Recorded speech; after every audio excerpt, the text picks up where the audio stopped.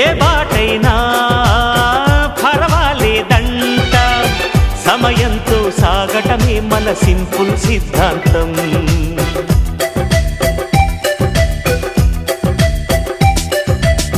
చిరుగాలికి పరిమళమిచ్చే సిరిమల్లెల వనమై ఉందాం, గగనాన్ని నేలను కలిపే హరివిల్లుల బంతెన అవుదాం.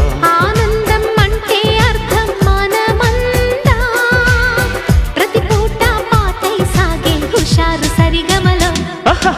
ఎన్నో ఎన్నో రాగాలుండే సంగీతం కాదా, చల్లకి నవ్వుల కేరింత.